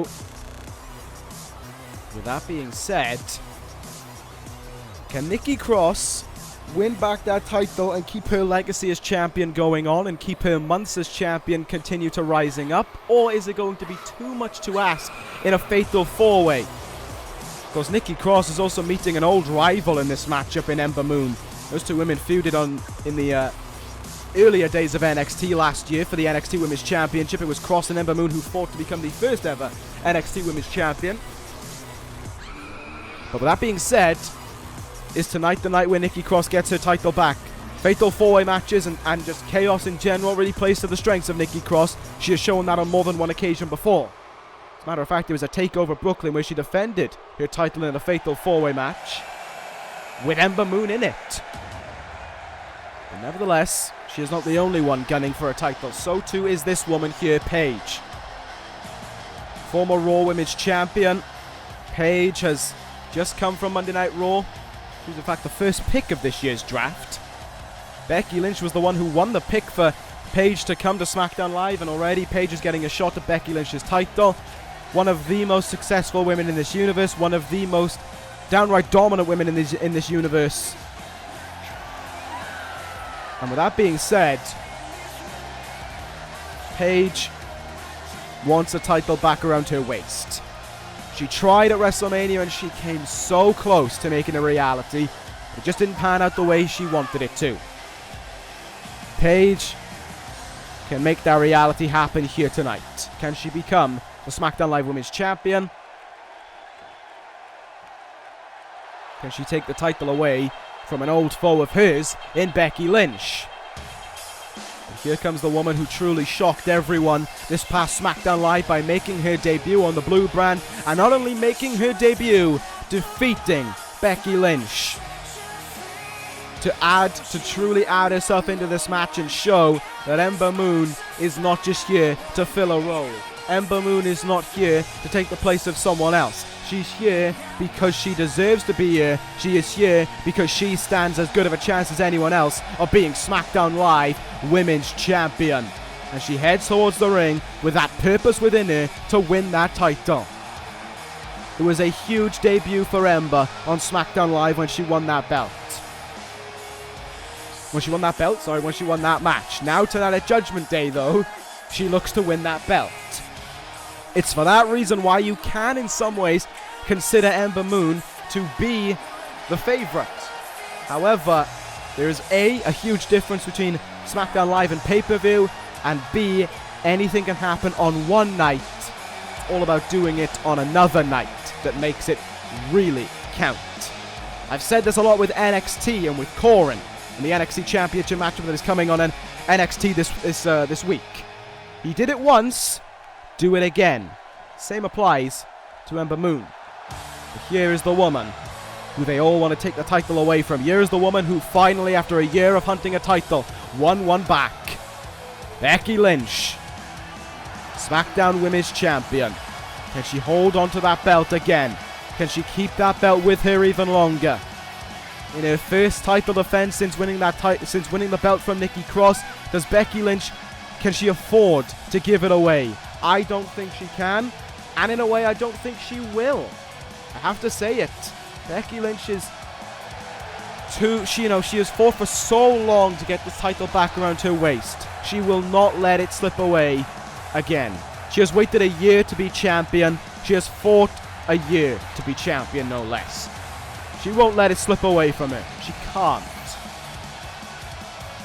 So with that being said, how does she go about this matchup? What is her game plan heading into it? How does she overcome the other three variables? How does she overcome the fact that she doesn't need to be pinned to lose her SmackDown Women's Championship? These are all big questions that need to be asked. But of course, one thing that will be in one thing that will certainly play into the mind of Nikki Cross is that this match is going to be false count anyway, no disqualification.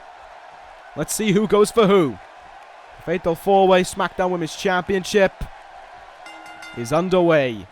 And it's going to be rekindling rivalries all over the shop. Paige and Becky Lynch from a year ago. And the same can be said for Nikki Cross and Ember Moon. How about that? That is very interesting indeed. And it's the women who have been feuding and who have been making the women's revolution a reality, starting on the outside, whereas Cross and Ember were on the inside. Sent into the ring pole twice now has Paige. Clubbing away though with strikes as Becky Lynch. Nice double underhook suplex there on the outside by on the inside rather by Ember Moon, who looks to get off to an early start here. What a slam there. And let's see how things go between both sides in the early go into this matchup. Lovely combination by Ember Moon. She's feeling it early on here. Lynch is trying right now, but Paige is becoming too much for her to handle. Great strength there by Ember Moon being shown. Becky Lynch is just taking a hammering. It was Paige and Becky Lynch who were engaged in their rivalry, and it was well documented that Becky Lynch couldn't beat Paige. No matter how much she tried, she couldn't. And that has to have eaten away at Becky Lynch. And that must be a reason for why she's struggling here. Those memories could be flooding back into her mind. And she wants that revenge. You know she does. Ember Moon, meanwhile, showing great strength with Nikki Cross in the ring. With Becky Lynch and Paige, though, returning to the ring themselves. Let's see what happens in this one. Paige, though, doesn't want to be in the ring. Sends Becky Lynch right back to the outside. And, of course, as I said, falls can count anyway, so certainly playing into the strengths there. Ember Moon with that front flip into a lariat. Absolutely incredible move that she struck on Becky Lynch as well on SmackDown Live. Speaking of Lynch now, back in the ring. She's reclaimed an element of control with that capture suplex there. Cross, though, countering. She needs to start getting something going for herself as well. Does the former SmackDown Live Women's Champion. There's only one woman in this matchup who has not held a belt, and that is, of course, Ember Moon. Paige pulling herself up to her feet on the outside. Cross is in control here of Ember Moon now. And she's feeling that psychotic nature to her taking over. Paige countering Becky Lynch there. Russian leg, or reverse DDT rather would be the better term for it. Up on the second rope goes Paige. She misses. Up on the second rope is Nikki Cross, and she misses as well. Tilt-a-whirl. DDT is countered by Paige. Very strong fashion as well. Nice little sweep to get that reversal.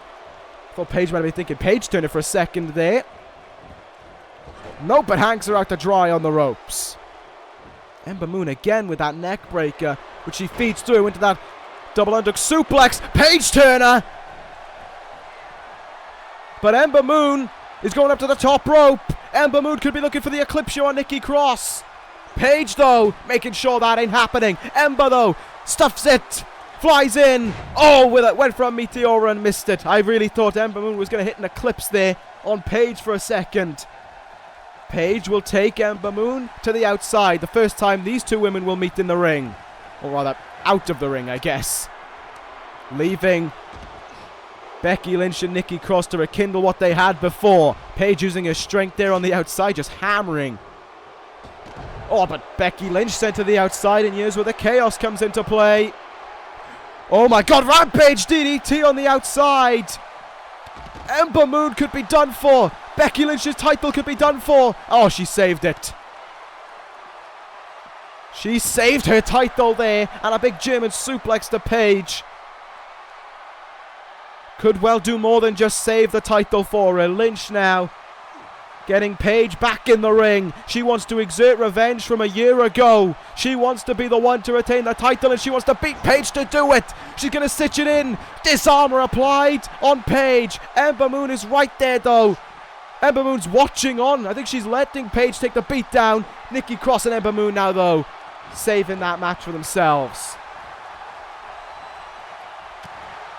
This match has been chaotic. Look at that T-bone there, or overhead exploder, whatever you want to, whatever kind of suplex that could be.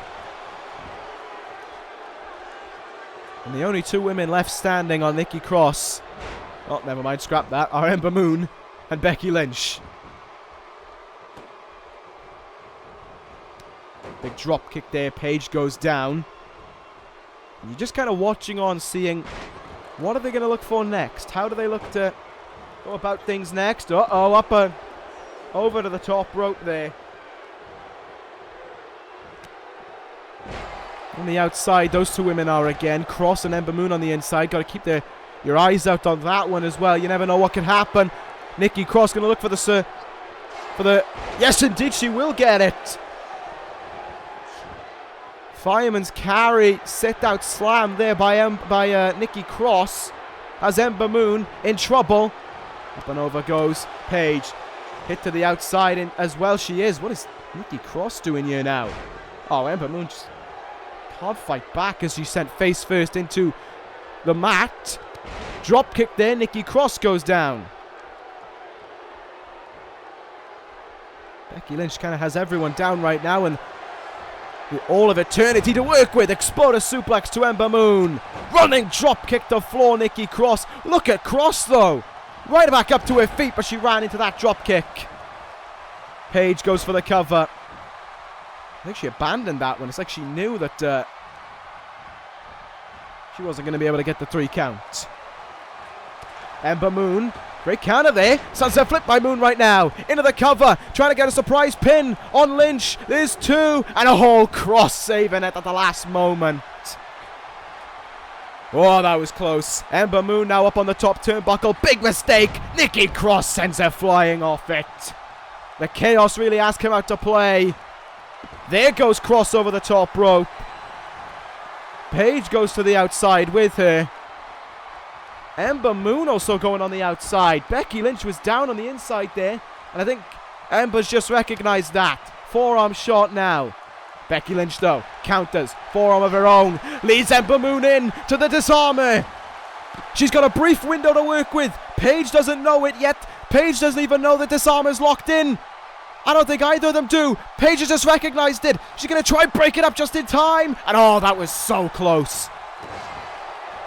Becky Lynch exerted all of her energy there. Nikki Cross in the background. Suplex, cradle, neck breaker to Paige. She secured it. Oh, but a big kick will floor Nikki Cross. Becky Lynch will jump in on the cover. And Paige kicked out anyway. Nikki Cross will go for the cover now. Becky Lynch breaks it up. Incredible. Cross sticks the landing. And uh-oh, Becky Lynch in trouble. Fireman's carry. Sit-out slam. All the women are down. Bar the ones who came through NXT. Back suplex there by Ember Moon. Ember Moon sees the chance. Paige and Lynch though almost sensed it and are getting right up to their feet. Ember will look for it again, but Paige does her best to deny it. Oh, an elbow drop will deny any hopes there, but look at how much Ember sacrificed for it. She's still down here, and the only woman standing again is Becky Lynch. Backbreaker there. Brings down Ember Moon. Becky Lynch has done this now on so many occasions. Exploder suplex. Moon goes down. Went for the knee there. Paige moved out of the way and sends her up and over the top rope and to the outside.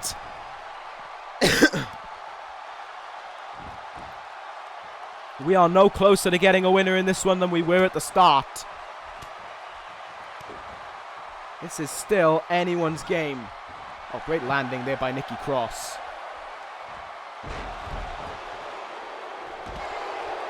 Nikki Cross in the ring. is looking to close this one out. She's looking for that suplex cradle neck breaker. Paige needs to be aware of it. Becky Lynch needs to be aware of it, because their title could slip away from them. There it is from Nikki Cross. She scampers into the cover, into the count. There's 2, and oh, Lynch just swung and saved her title.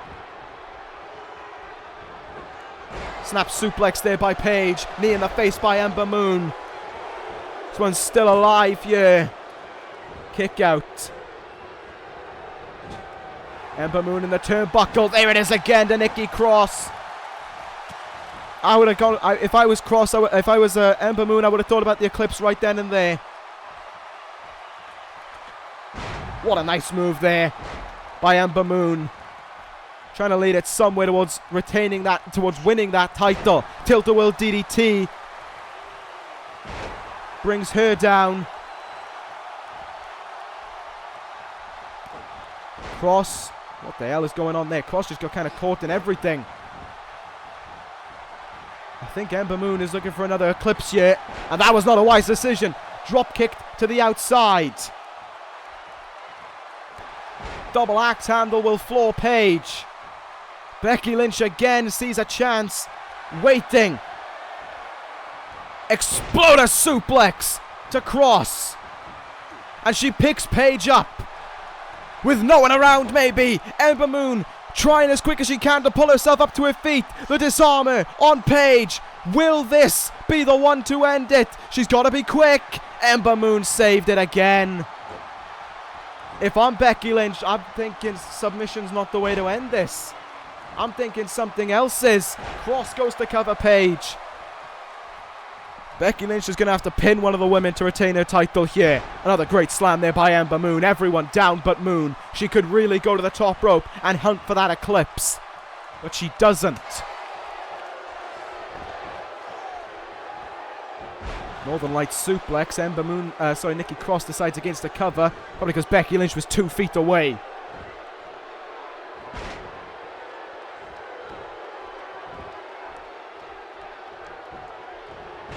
Becky Lynch there trying to secure a sly cover there.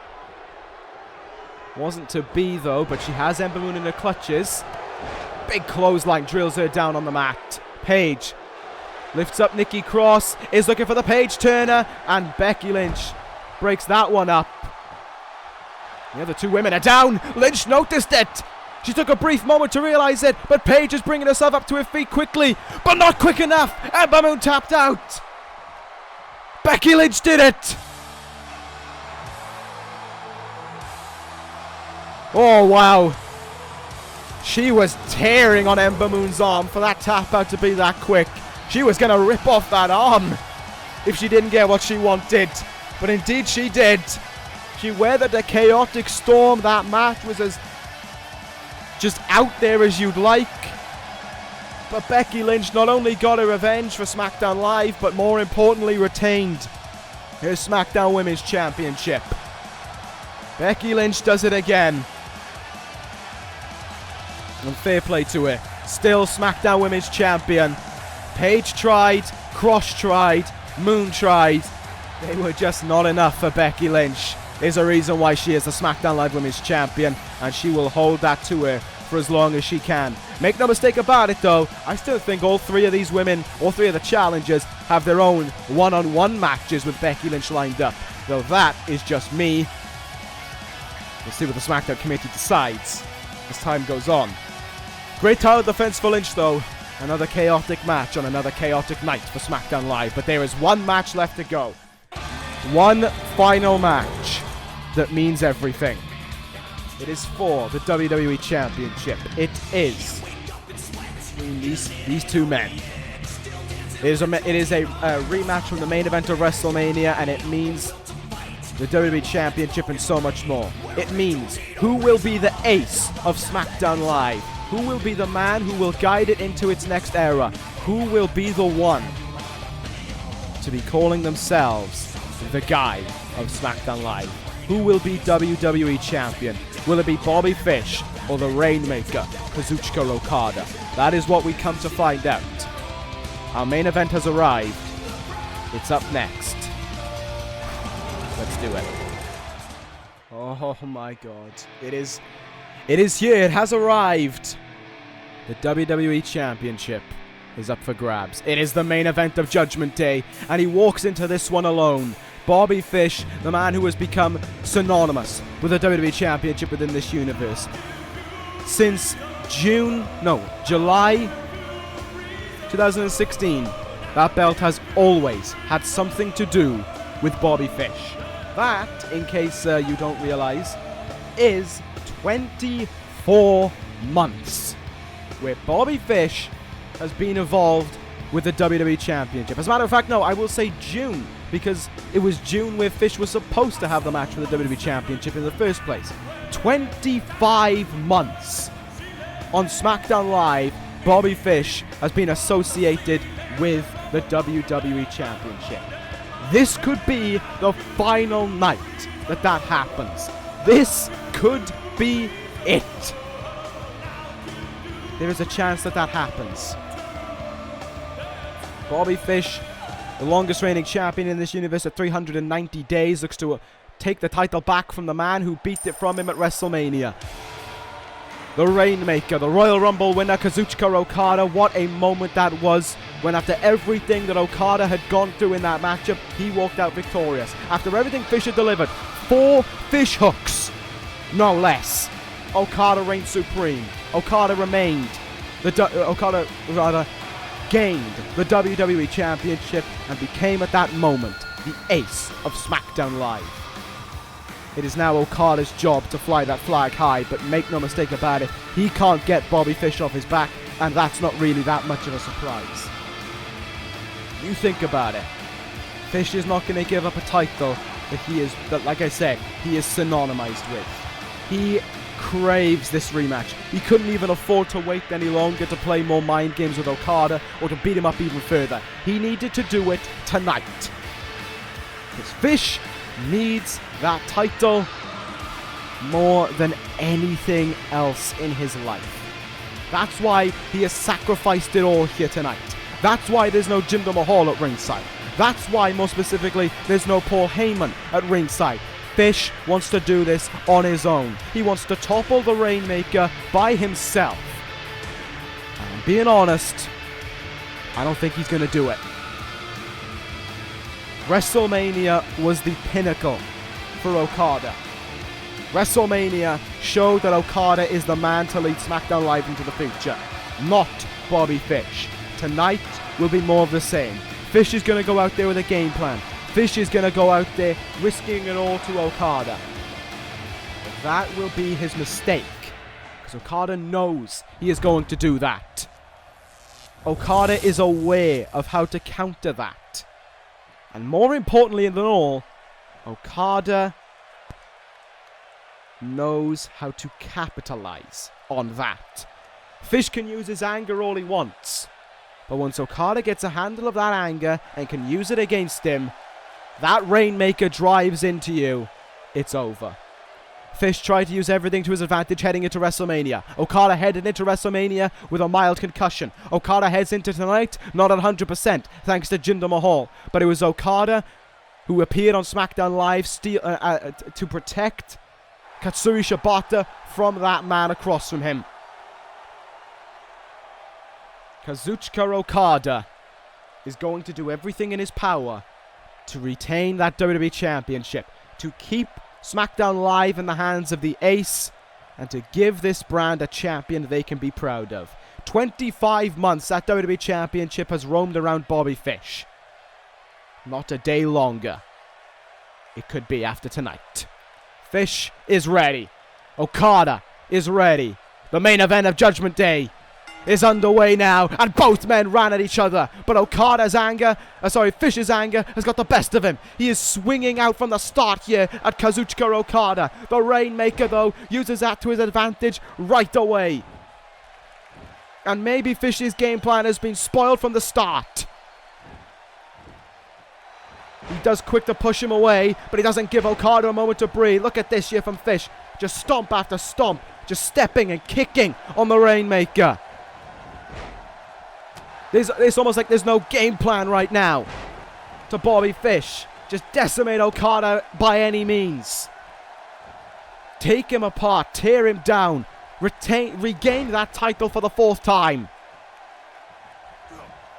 Oh, he's looking for another kick in the leg there, and Okada does quick to counter it. You're seeing the difference between these guys, how differently they're taking this match. But still, look at how Okada goes right after Bobby Fish here. The first real big move of this matchup is a triple German suplex, and Fish has been rocked by it.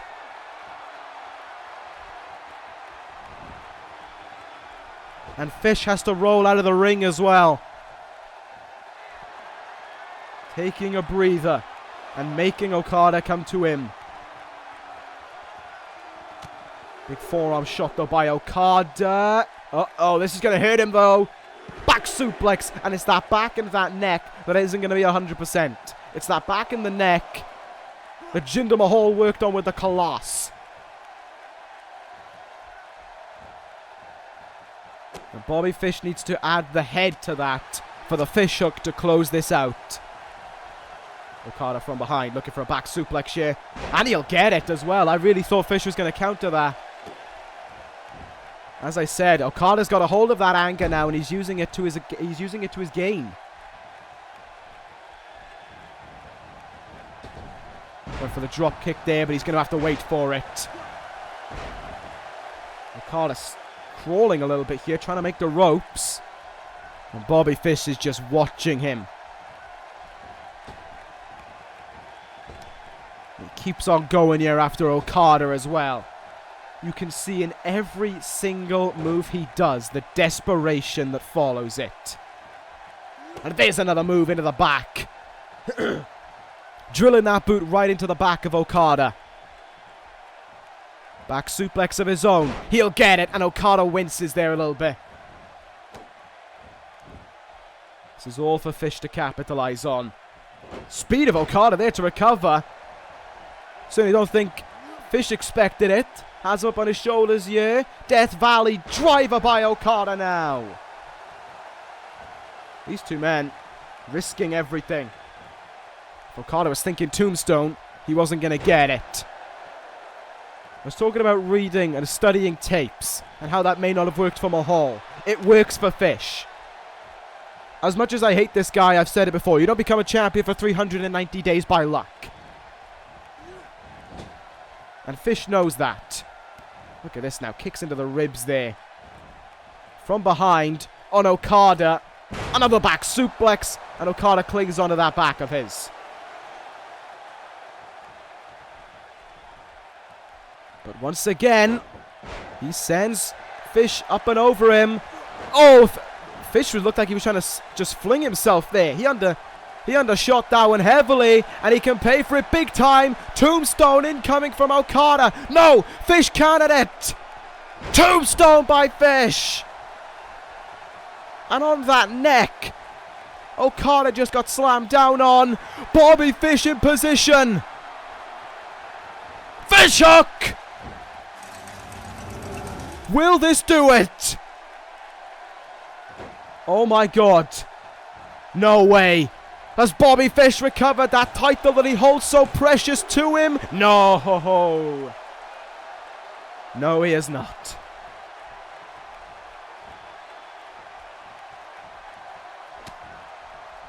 And Fish's anger takes over him again. Look at the strength of Okada, though. Look at how quickly he bounces back from it, though. Throwing Fish across the ring.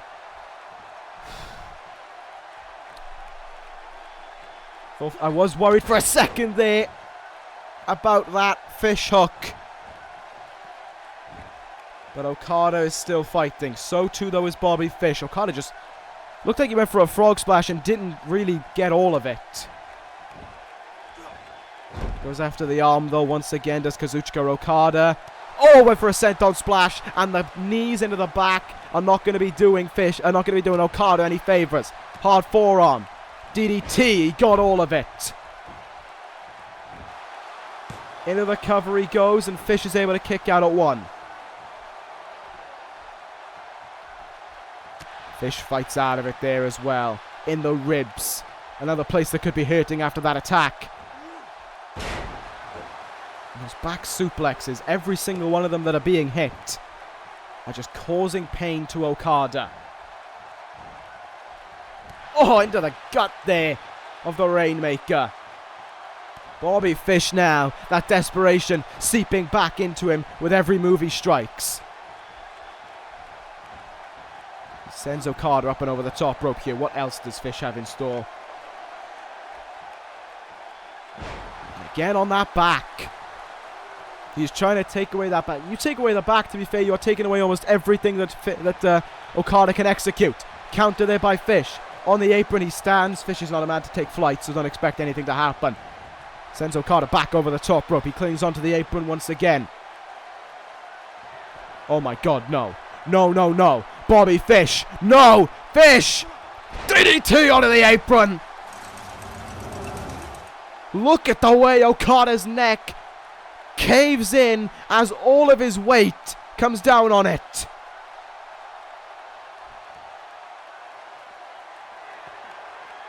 And Fish mocking Okada. Mocking him to get back up to his feet.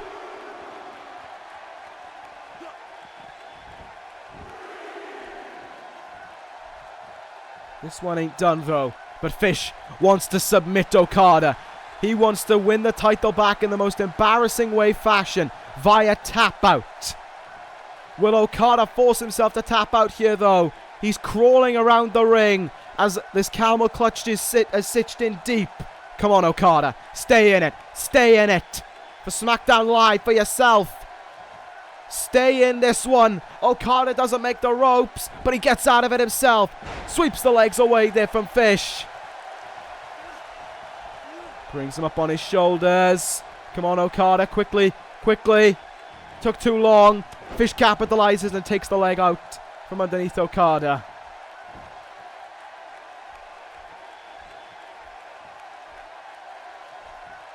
Bobby Fish is desperate to be champion.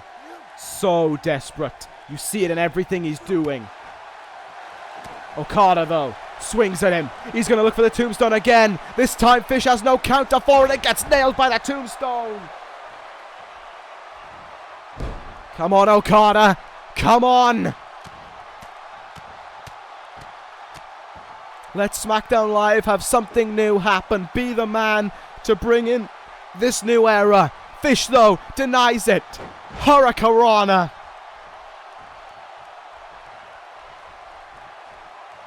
And Bobby Fish now captures suplex, and again that back will scream out in agony.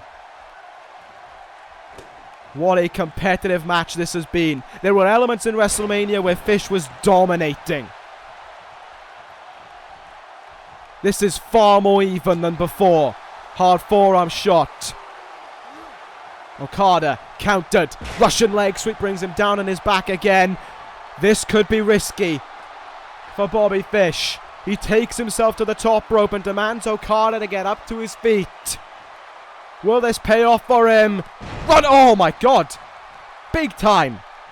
Big time move. And Fish will keep going. No, he won't. Okada counters. Back suplex to the challenger.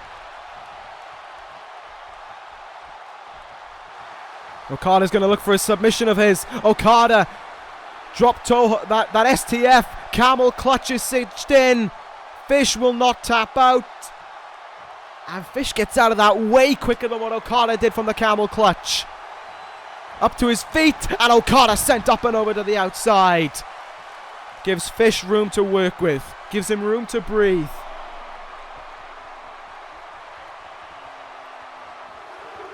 What a competitive match this has been, but something that must be talked about. I have not seen a Rainmaker in this match so far. I have seen two big moves from Bobby Fish though. And he still cannot finish Okada. Back in the ring we go now with these two men. Bobby Fish hoping for something here. He goes after the arm of Okada. He's trying to take away the Rainmaker.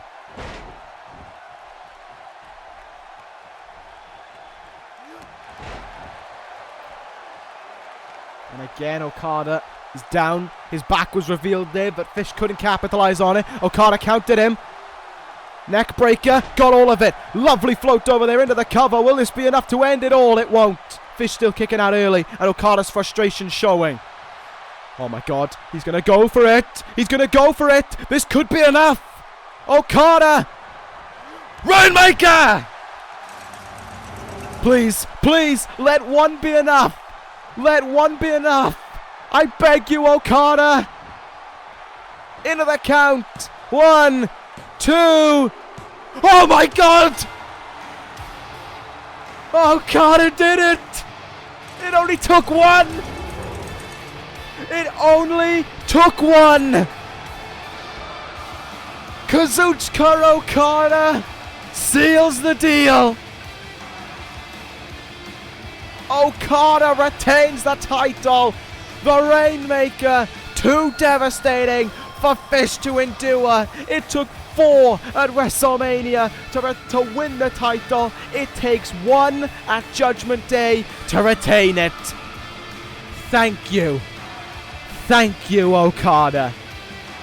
That man right there just retained the title, just honed in a new era for SmackDown Live. 25 months and no longer can Bobby Fish incorporate himself around that title. He goes right back to the bottom, and he's got to fight his way up to the top. Kazuchika Okada has did it. SmackDown Live has a new era it reigns in, and the Rainmaker is the one to do it. The ace of SmackDown Live does it again. Thank you, Okada. Thank you indeed. It has been a hectic night at Judgment Day, and for all that has gone on, for all the chaos we have seen, there is 3 big talking points, I think. Dolph Ziggler is back. Gorillas of Destiny are the WWE Tag Team Champions. Kazuchika Okada is still the WWE Champion. Where does SmackDown Live go from here? We'll find out on Tuesday. That ends Judgment Day. Thank you guys for watching. What a night of action this one was. Thank you guys for watching. Take care, guys. And ta-ra.